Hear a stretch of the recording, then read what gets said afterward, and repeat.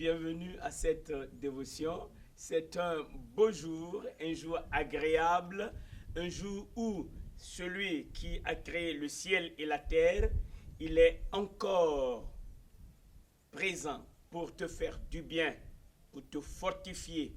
Toi qui l'as reçu, toi qui ne l'as pas encore reçu, tu as besoin d'entrer dans la communion avec Dieu. Dieu a créé le ciel et la terre, il a créé l'univers entier et il a créé tout ceci pour que la vie soit possible pour l'être humain sur la terre. Alléluia, c'est l'homme, l'être humain qui est la joie du cœur de Dieu. Alors, sache que toi qui n'as pas encore reçu Christ, il est le chemin par lequel tu peux entrer dans la communion avec Dieu. Et c'est cela le point. Être en communion avec Dieu, entrer dans la communion avec Dieu. C'est pourquoi Dieu t'a donné le corps. Il t'a donné le corps pour que son esprit puisse vivre en toi. En d'autres termes, pour que par ton esprit, le vrai toi, c'est ton esprit. Alors ton esprit et l'esprit de Dieu seront en communion, de sorte que ton esprit va comprendre les choses de Dieu. C'est important que tu saches que ton corps n'est qu'un temple, mais le temple du Saint-Esprit. Alors aujourd'hui, toi qui as reçu le Seigneur, sachant que ton corps est le temple du Saint-Esprit, tu apprends à écouter le Saint-Esprit qui habite en toi, tu apprends à lui obéir, tu apprends à faire donc la volonté de Dieu. Car le Saint-Esprit ne parle pas de lui-même, mais il prendra ce qui est de Dieu pour te l'enseigner. C'est pourquoi aujourd'hui, nous revenons sur l'idée de la communion. Alors, dans Colossiens, le chapitre 2, au verset 6, nous lisons « Ainsi donc, comme vous avez reçu le Seigneur Jésus-Christ, marchez en lui, verset 7, étant enraciné et fondé en lui et affermi par la foi, d'après les instructions qui vous ont été données et abondées en actions de grâce. » Merveilleux de savoir que tu as reçu Jésus. Si tu l'as déjà fait, si tu ne l'as pas encore fait, j'aimerais entendre de tes nouvelles disant que tu as reçu Jésus-Christ. C'est le plus grand bien qui puisse t'arriver, recevoir Jésus-Christ. Et c'est simple, ouvrir son cœur, recevoir Jésus, c'est un droit de tous, car il a payé le prix. Le Seigneur Jésus, il a payé le prix pour tous les êtres humains, y compris toi. Il te connaît dans tes besoins, il voit tes souffrances, mais la question, est-ce que tu as reçu Christ? Il est mort pour tes péchés, il a versé son sang. L'as-tu reçu comme ton Seigneur? L'invoques-tu comme ton Seigneur? Fais-le si tu ne l'as pas encore fait, car lui, il a déjà fait le nécessaire. Il a fait ce qui doit être fait. Il fallait du sang, il a versé son sang. Plus question pour toi de verser à nouveau du sang, car le sang de Jésus-Christ, c'est le sang qui ôte le péché du monde, dit l'Écriture. Alors, ce qui reste à faire, c'est ta décision. Choisis d'accepter Jésus-Christ comme ton Seigneur. Choisis de le recevoir dans ta vie pour qu'il t'engage dans cette communion avec lui. Car ceux qui reçoivent Jésus-Christ, ils sont en communion avec lui. Son esprit, l'esprit de Dieu, les conduit. L'esprit de Dieu vient habiter en eux. L'esprit de Dieu leur révèle Christ, prend les profondeurs de Dieu et les révèle à celui ou à ceux qui ont reçu Jésus-Christ. De sorte qu'il y a une transformation de vie. La communion qui naît entre l'être humain et Dieu produit obligatoirement, forcément, une transformation de vie. Tes habitudes passées ne pourront plus te contrôler.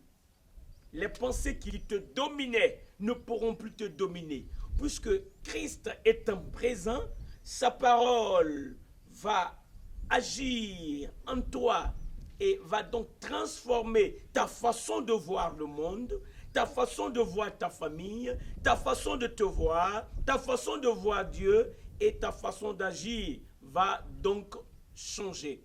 C'est très important que nous sachions cela. Si tu n'as pas encore reçu Christ, c'est le jour favorable. Aujourd'hui, c'est le temps favorable. Maintenant, c'est le temps de Dieu. Si tu as déjà reçu Christ, il est temps que tu fasses attention à cela. Beaucoup de personnes, c'est dommage, brisent la communion entre Dieu et eux. C'est dommage de vivre en dehors de la communion de Dieu et faire ce que tu veux. Dieu ne t'a pas créé pour ça. Dieu t'a créé pour marcher avec toi, pour être en communion avec toi. C'est pourquoi l'apôtre Paul, j'aime ce qu'il dit, cela attire mon attention. Il déclare, ainsi donc, comme vous avez reçu le Seigneur Jésus-Christ.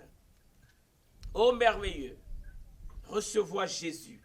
Si tu l'as reçu, il dit, comme vous l'avez reçu, marchez en lui. Ça, c'est notre principe de vie. Marcher en lui, l'idée de communion. Souviens-toi que le Seigneur Jésus a dit, quand il était sur la terre, avant de monter au ciel, il a dit à ses disciples, le Père qui habite en moi. Il n'avait pas compris cela. C'était l'idée de la communion qu'il était en train d'enseigner à ses disciples. Tu dois savoir que quand tu as reçu Christ, tu es engagé dans une communion avec Dieu. À travers le Saint-Esprit, tu n'es plus le maître de ta vie. C'est lui, le Saint-Esprit, qui va te conduire. Il va te révéler les choses de Dieu, les profondeurs de Dieu. Il va te révéler Christ. Et quand tu te laisses conduire par le Saint-Esprit, tu es en train de marcher en Christ. Ces pensées, les pensées de Christ seront en toi. La façon de voir de Christ sera en toi. En d'autres termes, Christ devient ton modèle de vie. Et sur la terre, tu vivras différemment de ceux qui t'entourent. Mais tu vivras pour être une bénédiction, non pour être une charge ni une malédiction. C'est très important de marcher en Christ. Oh, j'aime ça. Paul, dans Colossiens, le chapitre 1, le verset 27, il déclare ceci. Et j'aimerais que tu l'écoutes attentivement. À qui Dieu a voulu faire connaître quelle est la glorieuse richesse de ce mystère parmi les païens. Savoir, prête attention à cela. Christ en vous, l'espérance de la gloire. Alléluia. Et Paul ajoute, il dit, c'est lui que nous annonçons, exhortant tout homme et instruisant tout homme en toute sagesse, afin de présenter à Dieu tout homme devenu parfait en Christ. Marche en Christ, jour après jour. N'attends pas une circonstance pour chercher Christ. Tu l'as reçu, il est tellement réel qu'il veut entretenir une communion avec toi. Il y a une relation qui est créée. Tu es l'enfant de Dieu. Dieu devient ton Père céleste. Le Saint-Esprit vient créer donc une communion. Les choses de Dieu te sont révélées.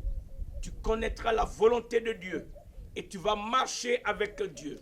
Partout où tu iras, il sera là, dans toute sa puissance, dans toute sa grandeur. Et il combattra pour toi. Il pourvoira tes besoins. Il te soutiendra. C'est lui qui va ouvrir les portes qui sont hermétiquement fermées. Et quand lui, il ouvre une porte, nul ne peut la fermer.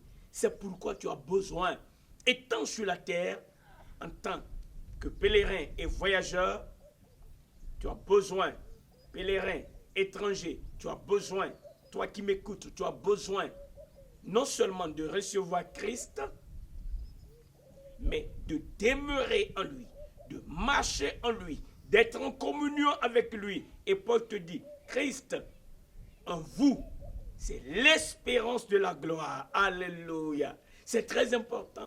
que tu fasses attention à cela. Fais attention à cela. Comment est ta vie? Vis-tu dans une communion brisée? Alors tu vas vivre malheureux. Tu ne verras pas la gloire de Dieu. Tu ne verras pas le fruit de ce que Jésus-Christ a fait sur la croix pour toi. Lorsqu'il est mort pour toi, la Bible déclare dans Romains, le chapitre 8, le verset 32, nous allons le lire. Romains, le chapitre 8, verset 32. J'aime ça. C'est pour toi, toi qui acceptes Christ, toi qui marches en Christ, que cela soit partie de toi. Accepte ça et glorifie Dieu pour ça. Lui qui n'a point épargné son propre fils, mais qui l'a livré pour nous tous, écoute ceci, comment ne nous donnera-t-il pas aussi toutes choses avec lui? Quand tu es en Christ, tout ce pourquoi il est mort sur la croix est versé à ton compte. Il est mort pour que tu aies la paix avec Dieu. Donc la paix est versée à ton compte. Il est mort pour que tu puisses avoir la communion avec Dieu. Cela est versé à ton compte. Il est mort pour que tes besoins soient pourvus. Cela est versé à ton compte. Par ses blessures, tu peux recevoir la guérison et tu es guéri. Cela est versé à ton compte. Paul a dit, c'est Dieu qui pourvoit à tous nos besoins selon sa richesse avec gloire en Jésus. Cela est versé à ton compte. Tu verras la fidélité de Dieu. Cela est versé à ton compte. Tu peux invoquer Dieu. Il va te répondre. Cela est versé à ton compte. Marcher en Christ a de grands bénéfices. Entretenir la communion quotidienne avec le Seigneur, c'est le style de vie des enfants de Dieu. Et Paul dit, marchez en lui. Marchez en lui. Vous l'avez reçu, ce n'est pas tout. Marchez en lui. Toi qui, en écoutant cette dévotion, as reçu Christ, c'est le moment que tu marches en lui. Marche en Christ. Jour après jour, invoque-le. Demande son aide. Parle avec lui. Parle-lui de tes problèmes. Parle-lui de tes joies. Parle-lui de tes projets. Confie-toi à lui. Attends-toi à lui. Sois conscient qu'il est là. Même si tu ne le vois pas, il est présent. Et il veut te faire du bien. Il a promis d'être avec nous tous les jours jusqu'à la fin du monde. Oh, merveilleux, merveilleux. Sa présence donne lieu aux miracles, à des signes, à des prodiges. Maintenant, pendant que tu m'écoutes, il est là avec toi. Parce que tu écoutes sa parole, il est là. Et ceux qui, dans le temps de la Bible, sont venus écouter Christ, s'ils étaient venus malades, ils retournaient chez eux guéris. Alléluia. S'ils étaient affamés, ils retournaient rassasiés. Merveilleux. La présence du Seigneur Jésus-Christ dans ta vie. Tu as besoin de cette présence. Tu as besoin de cette présence. Tu as besoin de Christ. Continuellement, on ne le reçoit pas et puis on ne fait pas ce qu'on veut. On le reçoit pour être en communion avec lui. Il a dit, marchez en lui, marche en Christ. Et Paul nous donne cette idée et il insiste là-dessus. Écoute le verset 7. Étant enraciné et fondé en lui. Oh, j'aime ça. Enraciné et fondé en qui? En Christ. C'est ça, le style de vie des enfants de Dieu.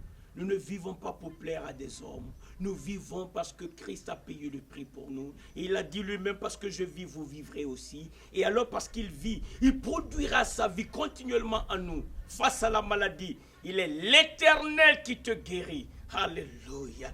Dans le besoin, il est ce bon berger qui pourvoit à tes besoins. Il est l'Éternel, celui qui est ton berger. Rien ne te manque. C'est lui qui a fait ses promesses. Quand il est avec toi, il s'occupera de toi. C'est pourquoi entretiens sa présence. Sois enraciné en lui, sois fondé en lui et affermi par la foi. Paul a dit, voilà les instructions que je vous ai données. Et abondez en action de grâce. Quand tu marches en Christ, ta foi est ferme et tu ne peux que abonder en action de grâce, car tu verras les merveilles de Dieu. Expérimente ça, cherche ça, vis en fonction de ça. Cela est possible dans la lecture quotidienne de la parole et la méditation de la parole. J'ajouterai la mise en pratique de la parole de Dieu. Fais-le et tu verras la gloire de Dieu. Si tu n'as pas encore reçu Christ, voilà le moment. Je te fais l'appel maintenant. Là où tu es, le chemin, la vérité, la vie, c'est Jésus-Christ. Pense à ta vie. Jusqu'ici, comment tu as vécu ta vie?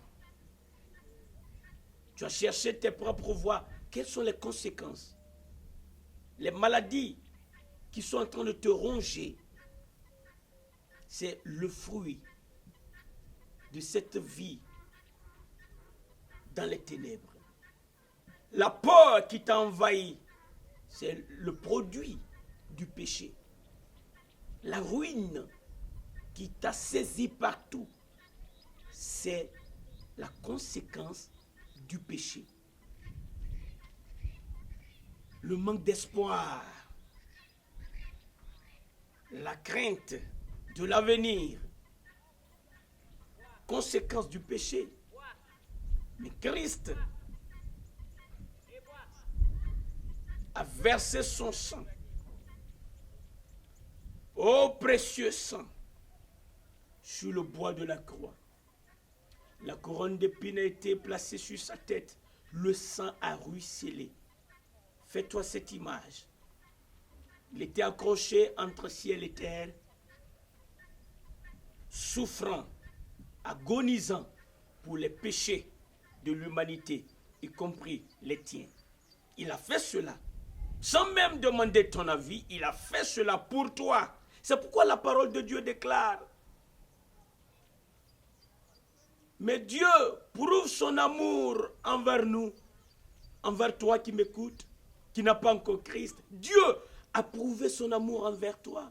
Parce que lorsque tu étais encore pécheur, quand tu suivais tes propres voies, quand tu faisais de la question de Dieu une question mineure, quand tu suivais la voie de distraction, le train de ce monde, Dieu a prouvé qu'il t'aime.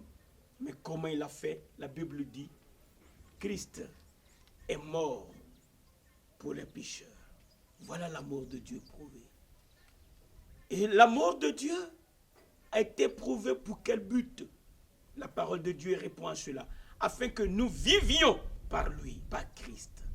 Dieu a montré son amour en envoyant son Fils unique dans le monde pour qu'il soit cette victime qui satisfait la demande de Dieu. Victime à cause de nos péchés, à cause des miens, à cause des tiens. Christ était cette victime. Lorsqu'il était là devant ce grand public, des personnes qui étaient des leaders d'opinion ont dit: je ne vois aucun sujet de mort en cet homme. À la vérité, il ne méritait pas la mort pour ses propres péchés, mais il a été livré à cause de tes transgressions, à cause de tes péchés. Et la parole de Dieu déclare que son sang qui a coulé, le sang de Jésus-Christ qui a coulé, ce sang qui a coulé a le pouvoir d'enlever, c'est-à-dire d'ôter, de faire disparaître le péché de l'humanité, y compris le tien, y compris ton péché. C'est la réalité. Il y a eu donc des faits sur lesquels tu peux t'appuyer. Il est mort pour tes péchés. Il a été enseveli, les preuves sont là. Il est ressuscité, il a donné des preuves à ceux qui étaient ses plus proches, c'est-à-dire ses disciples. Il a passé 40 jours avec eux, leur enseignant les choses concernant le royaume des cieux. Et après avoir terminé, il leur a promis qu'il enverrait le Saint-Esprit qui va vivre en eux et ils seront ses témoins. Et quand il a terminé ses propos, il est monté au ciel. Il est là, assis à la droite du Père, il reviendra. Christ est la réalité. C'est lui la vie éternelle. Recevoir la vie éternelle, c'est recevoir Christ. Veux-tu la vie éternelle? Alléluia. Si c'est là ta décision, et je sais que c'est ta décision, tu veux quitter cette vie souillée. Tu veux avoir une nouvelle vie.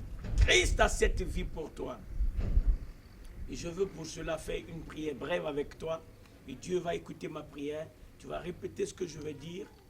Seigneur Jésus, merci d'avoir payé le prix pour mes péchés. Maintenant que tu es vivant, je t'invite dans ma vie. Viens, entre et sauve-moi. Gloire à toi, Seigneur, pour le salut que tu m'accordes. Maintenant, je sais que tu as enlevé tous mes péchés, tu as pardonné tous mes péchés. Je peux recommencer une nouvelle vie. Alors, je te remercie. Je te glorifie. Tu es mon sauveur et tu es mon Seigneur. Alléluia. Amen. Que Dieu te bénisse. Que Dieu te bénisse. Oh, sache que tu as fait la meilleure décision. Tu as pris la meilleure décision au monde. Tu verras la gloire de Dieu dans ta vie. Vois ta vie totalement différente. Car dès cet instant, l'Esprit de Dieu œuvre en toi. Œuvre en toi. Ton esprit a retrouvé la vie. Et alors, tu verras une transformation totale dans tes habitudes, dans ta façon de voir le monde. Je vais prier pour toi. Ô Père Saint, je te remercie pour chacun de ceux qui voient cette vidéo. Éternel, nous te remercions de ce que maintenant, ta main puissante nous garde. Aujourd'hui, tu nous donnes ta paix. Aujourd'hui, tu nous donnes ta victoire. Aujourd'hui, tu pourvois nos besoins. Aujourd'hui, tu nous préserves du malin. Aujourd'hui, tu es avec nous. Ta présence nous fait du bien. Merci de nous avoir révélé ta présence. Merci de nous aider à comprendre ta parole. Au nom de Jésus-Christ, Satan, tu es vaincu pour l'éternité. Libère les âmes, toi qui envoies l'oppression, toi qui envoies la dépression. Jésus-Christ t'a vaincu pour l'éternité. Nous sommes en Christ. Nous sommes enracinés en Christ. Nous sommes fondés en lui. Alléluia. Merci Seigneur de révéler ta gloire dans chacune de nos vies, dans le nom de Jésus-Christ. Alléluia, alléluia, alléluia. Que Dieu te bénisse, que Dieu te bénisse. Tu es précieux pour l'Éternel. Prends soin de toi. Alléluia. Amen.